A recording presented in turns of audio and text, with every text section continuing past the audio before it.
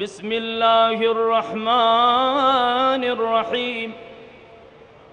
يا الله، اللهم صل على محمد وآل محمد.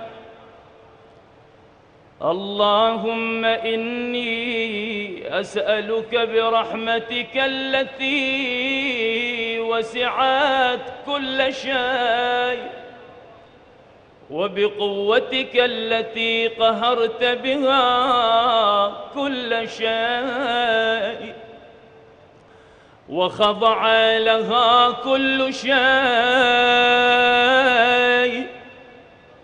وذل لها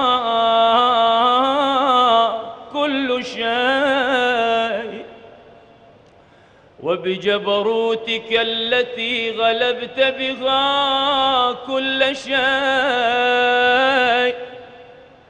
وبعزتك التي لا يقوم لها شيء، وبعظمتك التي ملأت كل شيء، وبسلطانك الذي على كل شيء، وبوجهك الباقي بعد فناء كل شيء، وبأسمائك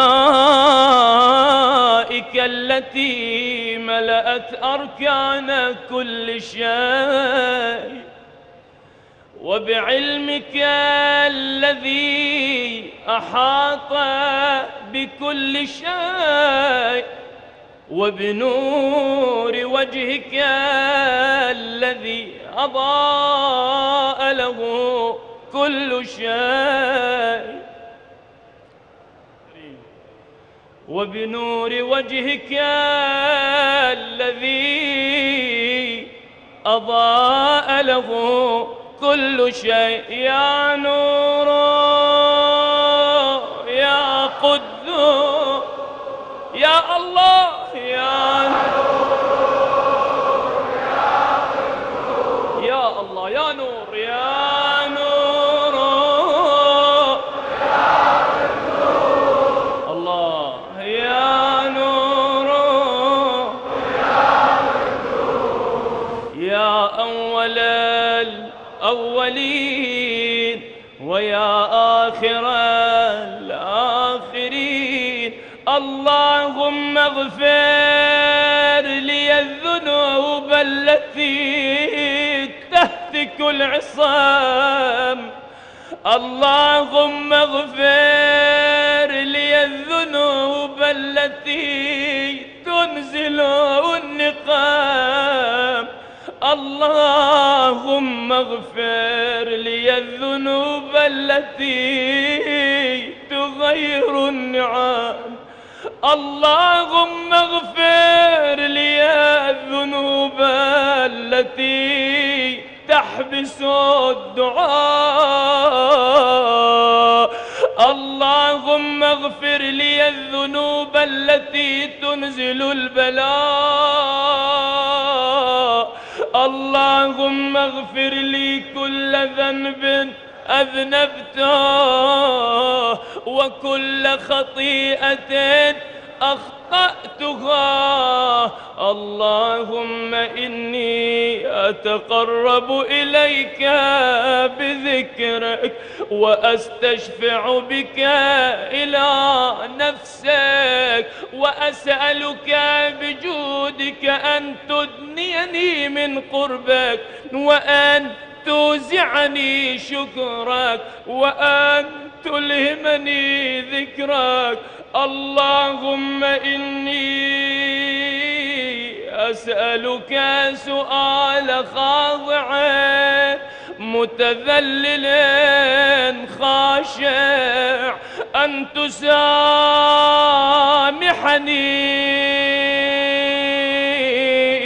أن تسامحني، أن تسامحني، أن تسامحني وترحمني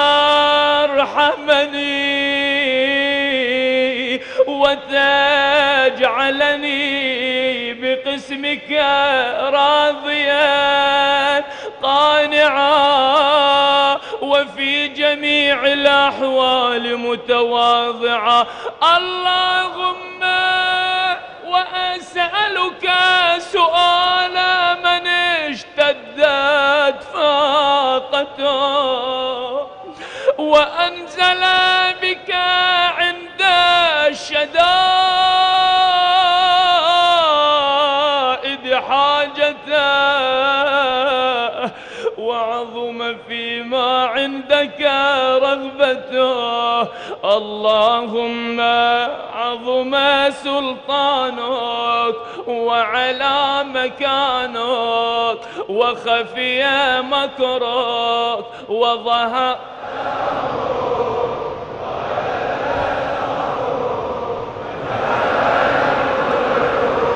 ولا يمكن الفرار من حكومتك. اللهم لا أجد لذنوبي غافرا ولا لقبائحي ساترا ولا لشيء من عمل القبيح بالحسن مبدلا غيرك.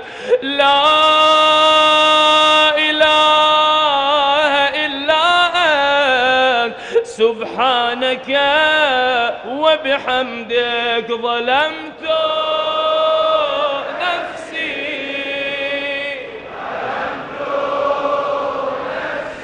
يا رب ظلمت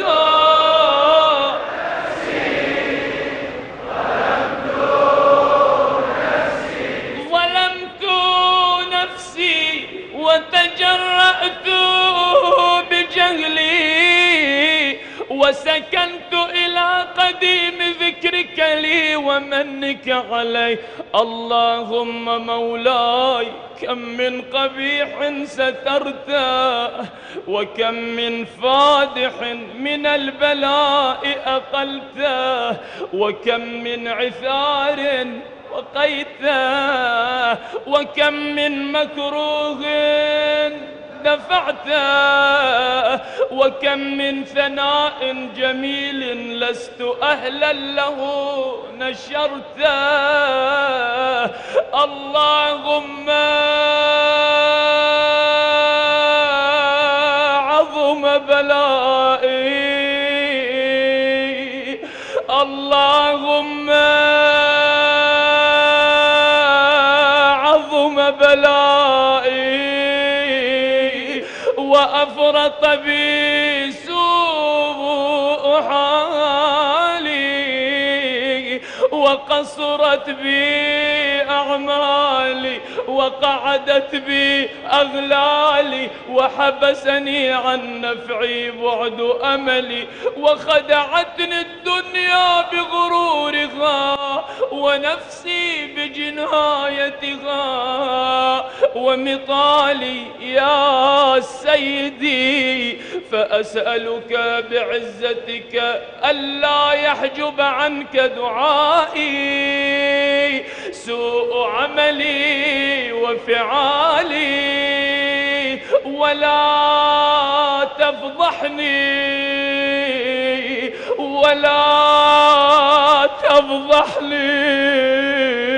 ولا تفضحني بخفي ما اطلعت عليه من سري ولا تعاجلني بالعقوبة على ما عملته في خلواتي من سوء فعلي وإساءتي ودوام تفريطي وجهالتي وكثرة شهواتي وغفلتي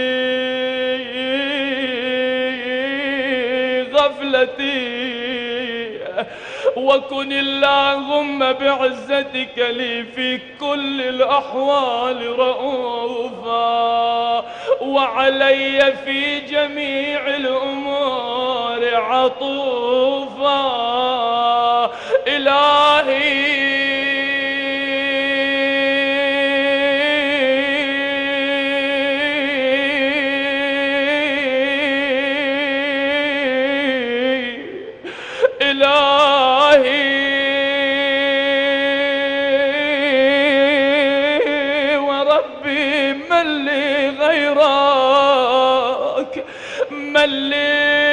غيرك أسأله كشف الضر والنظر في أمري.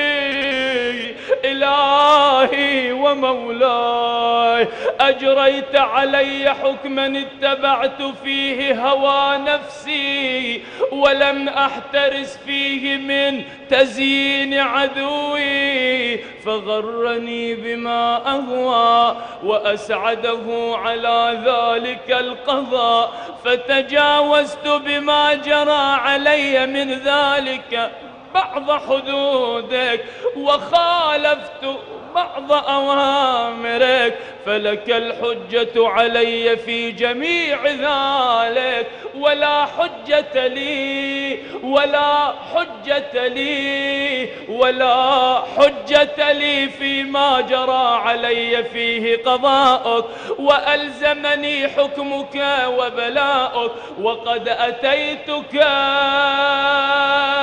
يا إلهي بعد تقصيري وإسرافي على نفسي، معتذرا نادما منكسرا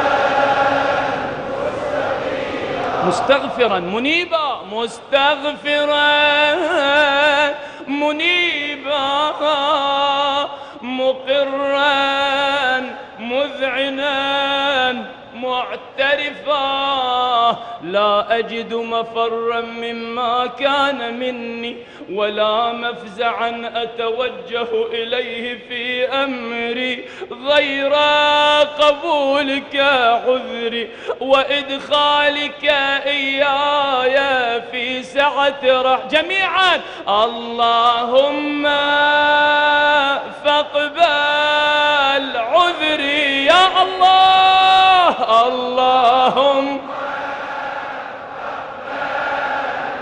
بحق الحسين، اللهم يا رب،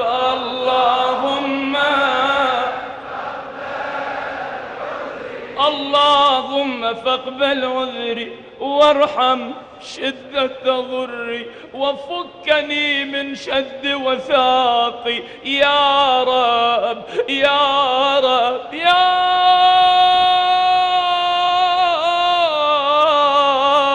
رب. ارحم ضعف بدني ورقة جلدي ودقة عظمي، يا من بدأ خلقي وذكري وتربيتي وبري وتغذيتي، هبني لابتداء كرمك وسالف برك بي. يا إلهي وسيدي وربي أتراك معذبي بنارك بعد توحيدك وبعد من طوى عليه قلبي من معرفتك ولهج به لساني من ذكرك واعتقده ضميري من حبك، وبعد صدق اعترافي ودعائي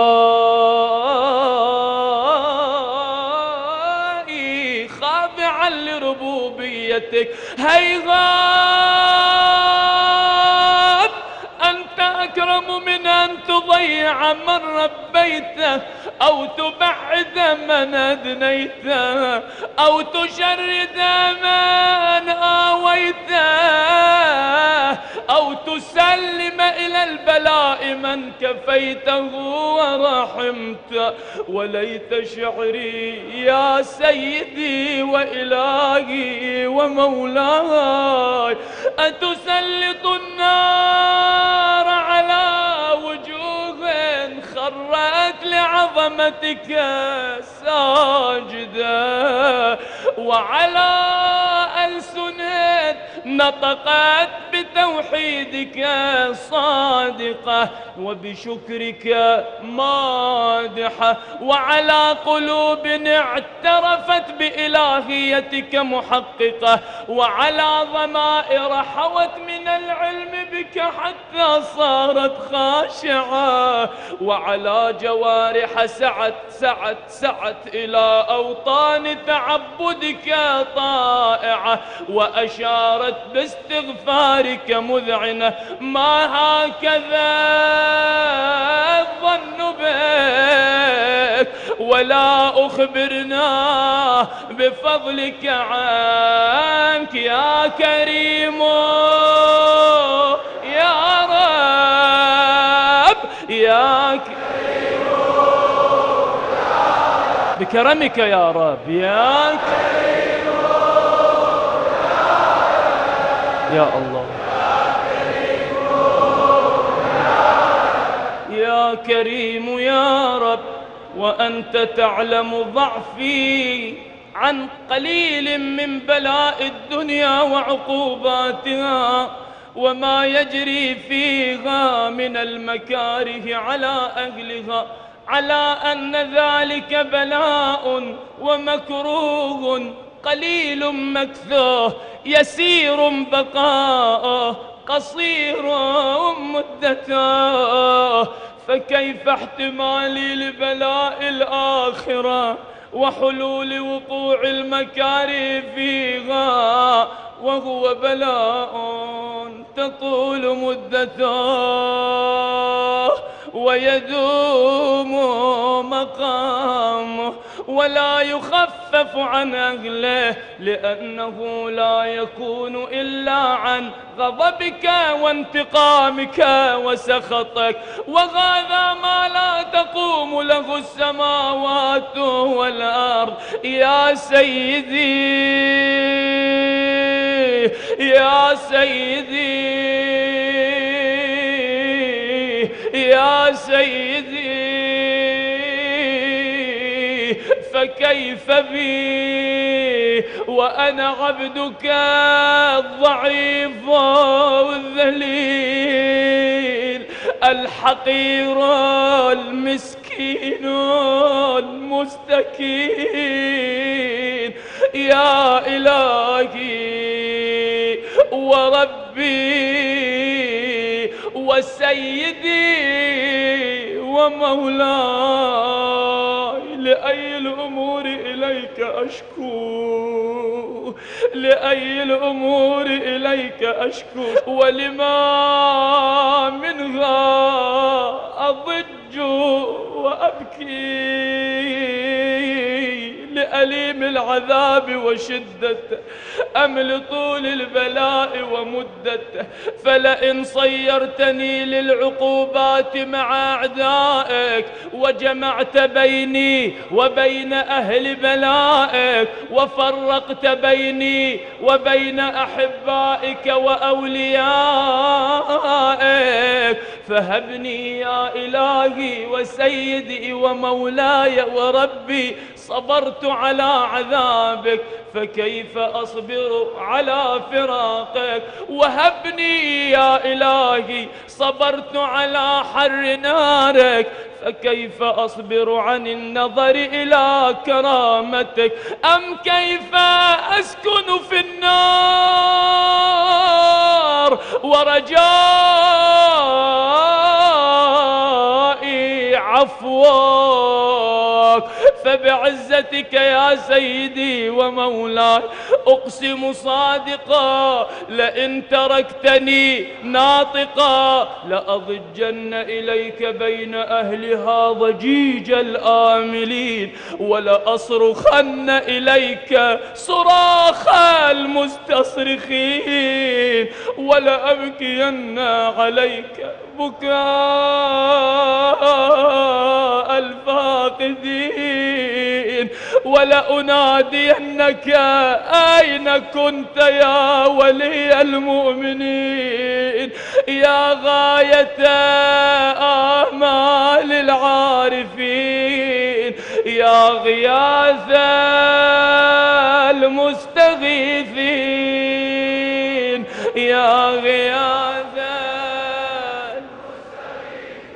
غثنا يا رب يا غياث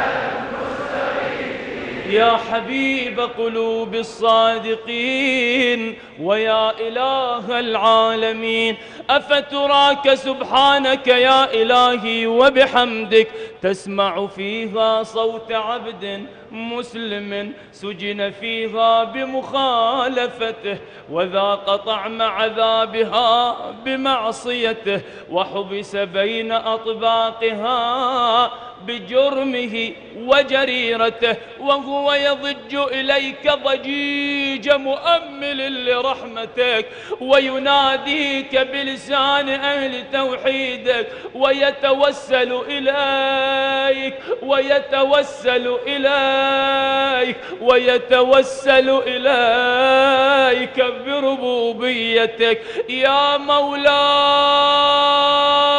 فكيف يبقى في العذاب وهو يرجو ما سلف من حلمك؟ أم كيف تؤلمه النار وهو يأمل فضلك ورحمتك؟ أم كيف يحرقه لهيبها وأنت تسمع صوته وترى مكانه؟ أم كيف يشتمل عليه زفيرها وأنت تعلم ضعفه؟ أم كيف يتقلقل بين أطباقها؟ أم كيف يتغلغل بين أطباقها وأنت تعلم صدقه؟ أم كيف تزجره زبانيتها وهو يناديك يا رباه؟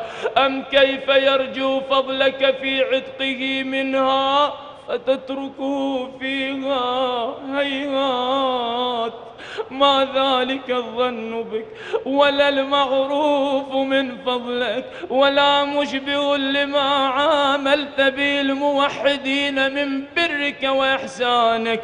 فباليقين أقطع لولا ما حكمت به من تعذيب جاحديك وقضيت به من إخلاد معانديك لجعلت النار كلها بردا وسلاما وما كانت لأحد فيها مقرا ولا مقاما، لكنك تقدست أسماؤك أقسمت أن تملأها من الكافرين من الجنة والناس أجمعين وأن تخلد فيها المعاندين، وأنت جل ثناؤك قلت مبتدئا وتطولت بالإنعام متكرما. أفمن كان مؤمنا كمن كان فاسقا لا يستوون. إلهي وسيدي فأسألك بالقدرة التي قدرتها وبالقضية التي حتمتها وحكمتها وغلبت من عليه أجريتها أن تهب لي في هذه الليلة وفي هذه الساعة كل جرم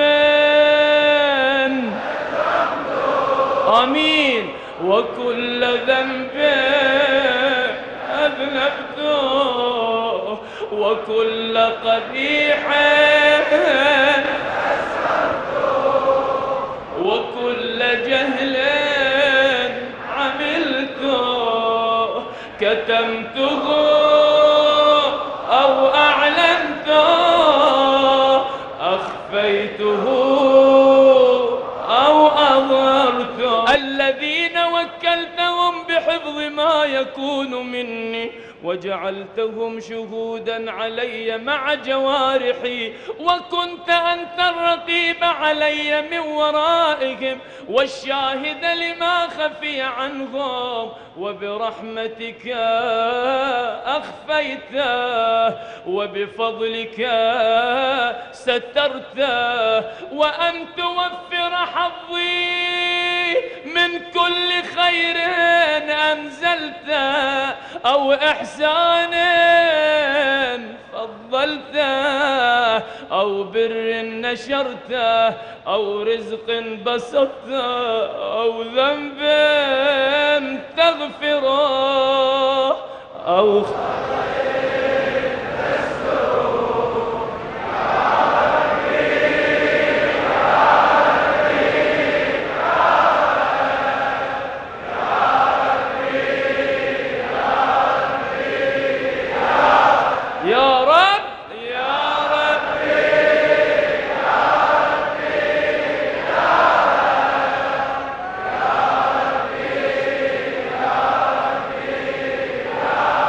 يا إلهي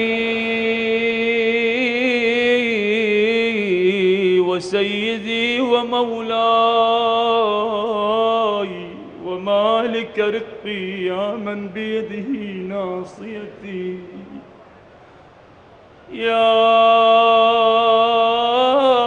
عليما بضري ومسكنتي يا عليما بضري ومسكنتي يا خبيرا بفقري وفاقتي يا ربي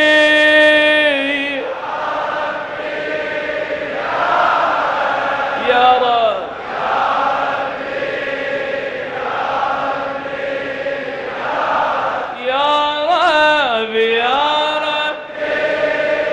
الله يقضي حوائجكم بجاه الزهراء.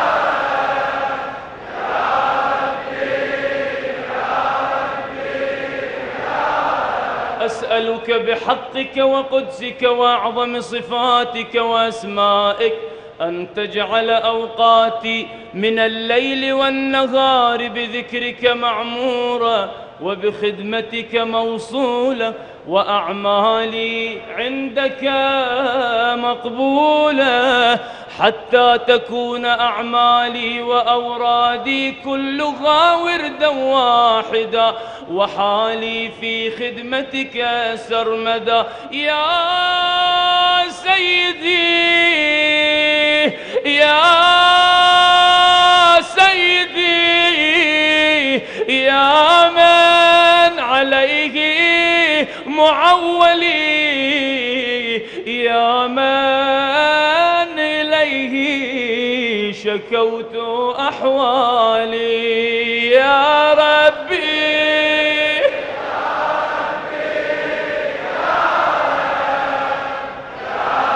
إلهي أنت تسمع وترى يا ربي يا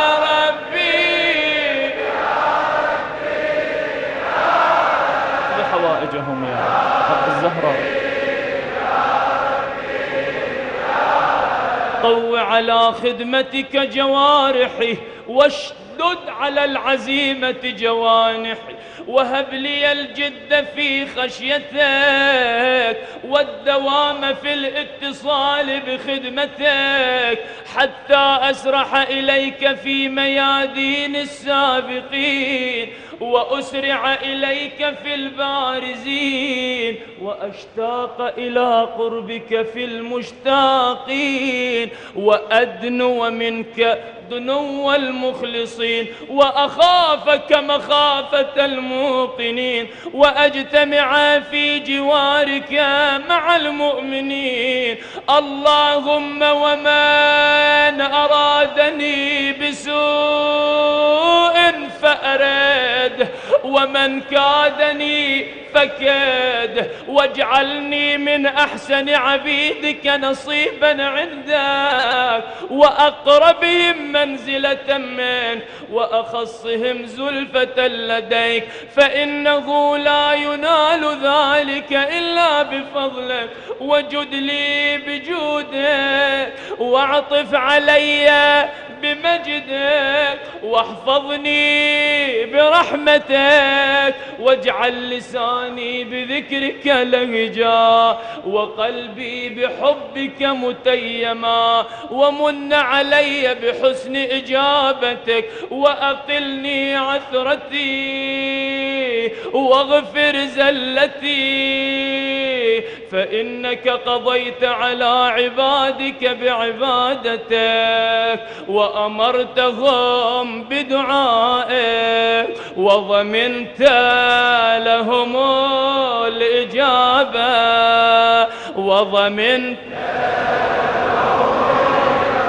يا الله وضمنت لهم الإجابة. فإليك يا ربي نصبت وجهي وإليك يا ربي مددت، فبعزتك استجب لي دعائي وبلغني مناي وبلغني مناي وبلغني مناي رضاك عنا يا رب، وبلغني مناي ولا تقطع من فضلك رجائي، واكفني شر الجن والإنس من أعدائي يا سريع الرضا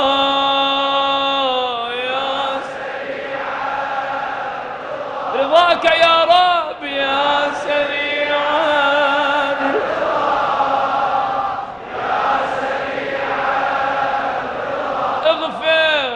اغفر لمن لا يملك اغفر لمن لا يملك، فإنك فعال لما تشاء، فإنك فعال لما تشاء يا رب. يا من اسمه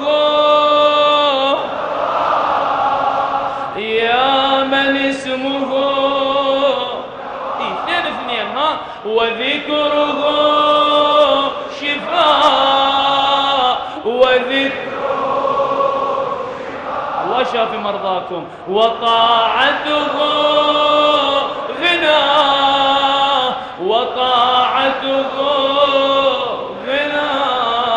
ارحم من رأس ماله الرجاء وسلاحه البكاء، يا سابغ النعم يا دافعا ادفع عنا يا رب، يا نور المستوحشين في الظلام، يا عالما لا يعلم، صل على محمد وآل محمد وافعل بي ما أنت أهله، وصلى الله على رسوله والأئمة الميامين من آله وسلم تسليما كثيرا.